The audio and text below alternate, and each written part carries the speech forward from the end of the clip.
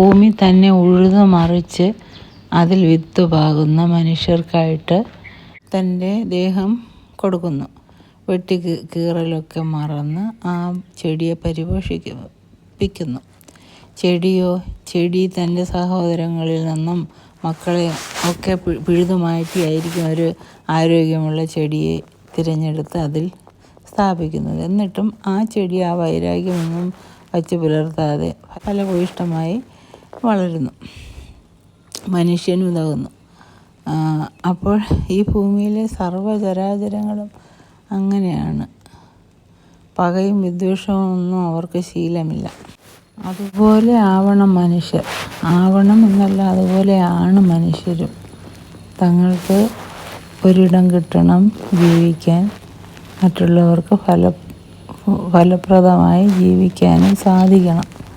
അല്ലാതെ ഈഗോയും ഞാനെന്ന ഭാവവും പരസ്പര വിദ്വേഷവും വൈരാഗ്യവും ഒക്കെ കൊണ്ട് നടന്നാൽ നശിച്ചു പോകും.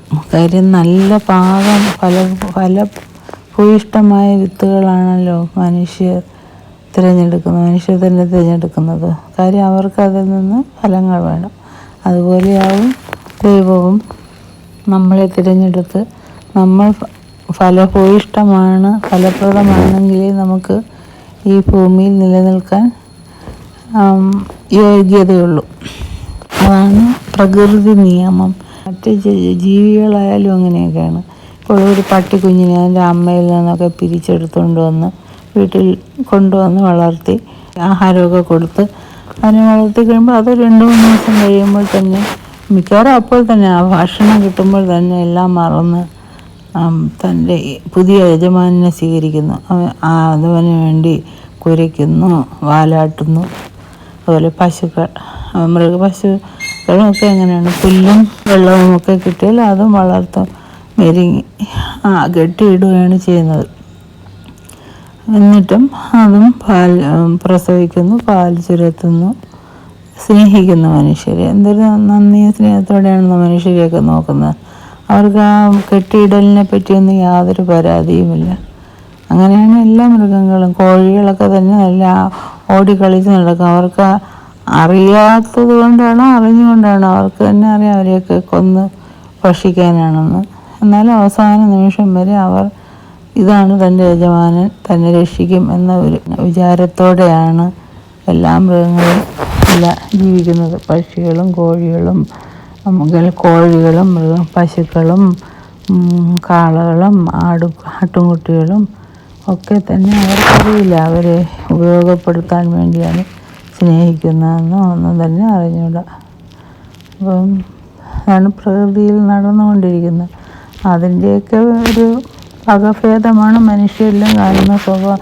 മനുഷ്യർ കാട്ടുന്ന സ്വഭാവങ്ങൾ ഈ മൃഗങ്ങളോടൊക്കെ കാട്ടുന്നത് തന്നെയാണ് പരസ്പരവും വച്ച് പുലർത്തുന്നത്. അവർക്ക് പ്രയോജനമുള്ള ഓരോന്ന് ചെയ്യുന്നു. പണ്ടൊക്കെ അടിമ വേല ചെയ്യിക്കില്ലേ? പണ്ടൊക്കെ ഈയിടെ നമുക്ക് ഇപ്പോഴും നിലനിൽക്കുന്നുണ്ട് പലയിടത്തും.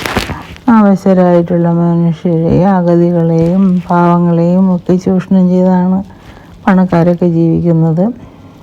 അതൊക്കെയാണ് പ്രകൃതിയിൽ നടക്കുന്നത്. അങ്ങനെയുള്ളൊരു ഭൂമി ആണോ നരകം എനിക്ക് പലപ്പോഴും തോന്നും. നരകമല്ല, ചിലർക്ക് സുഖങ്ങളുണ്ട്, പക്ഷേ മറ്റൊന്നിനെ വേദനിപ്പിക്കാനോ ഒന്നും സുഖിക്കാനോ സന്തോഷിക്കാനോ ഇല്ല. ഒരാളുടെ സന്തോഷം തന്നെ നിലനിൽക്കുന്ന മറ്റ് ആരുടെയെങ്കിലുമൊക്കെ ഔദാര്യം അല്ലെങ്കിൽ വിട്ടുവീഴ്ച, അത് നല്ല രീതിയിൽ അല്ലെങ്കിൽ ത്യാഗം, മറ്റുള്ളവരുടെ വീഴ്ച, മറ്റുള്ളവരുടെ ദുഃഖം, മറ്റുള്ളവരുടെ കഠിന പ്രയത്നം, ഇതിലൊക്കെയാണ് ഓരോരുത്തർ സന്തോഷിക്കുന്നത്. അപ്പം സന്തോഷം പുണ്യപ്രവൃത്തിയല്ല, സമചിത്തതയാണ്. അതിനേക്കാൾ നല്ല ദുഃഖിക്കലും ഒരു തരത്തിൽ നല്ല ഇതാണ്. ദുഃഖിക്കലെന്ന് വെച്ചാൽ ശരിക്കും നമ്മൾ വിട്ടുകൊടുക്കുക തന്നെയാണ്. മറ്റുള്ളവർക്കായിട്ട് എന്തോ കൊടുത്തതിൻ്റെ ഒരു സൂചകമാണ് ഈ ദുഃഖം, വിരക്തിയൊക്കെ. അതാണോ നല്ലത് അറിയില്ല. അങ്ങനെ സ്വർഗ്ഗലോകം എന്നൊക്കെ പറയുന്നത് അങ്ങനെയുള്ള സ്ഥലങ്ങളായിരിക്കും. ഈ യോഗ്യന്മാരൊക്കെ ആശ്രയിച്ചിരിക്കുന്നത് അങ്ങനത്തെ ഒരു ഭാവമാണ്. അവരധികം ഒന്നിനെയും ദ്രോഹിക്കുകയില്ല, ആവശ്യമില്ലാത്തത് സംഭരിച്ചു വയ്ക്കുന്നില്ല, അപ്പോൾ അത്രത്തോളം പാപം കൊള്ളും, അത്രത്തോളം മറ്റ് ജീവികളെ ചൂഷണം ചെയ്യാൻ എത്രത്തോളം കുറച്ച് മറ്റ് ജീവികളെ ഉപയോഗപ്പെടുത്താമോ ആ രീതിയിലാണ് അവർ ജീവിക്കുന്നത്. വെറും ചിന്തകളാണ് ഇതൊക്കെ. ഞാൻ കാണുന്ന സത്യങ്ങൾ പറഞ്ഞു പോകുന്നതേ ഉള്ളൂ. നമ്മൾ സ്നേഹത്തിന് വേണ്ടി അല്ലെങ്കിൽ ന്യായത്തിന് വേണ്ടിയൊക്കെ എപ്പോഴും ഓരോന്നും വിചാരിച്ചുകൊണ്ട് നടക്കുകയാണല്ലോ. പക്ഷെ അതൊന്നും കിട്ടാൻ പോകുന്നില്ല എന്നുള്ളതാണ് സത്യം.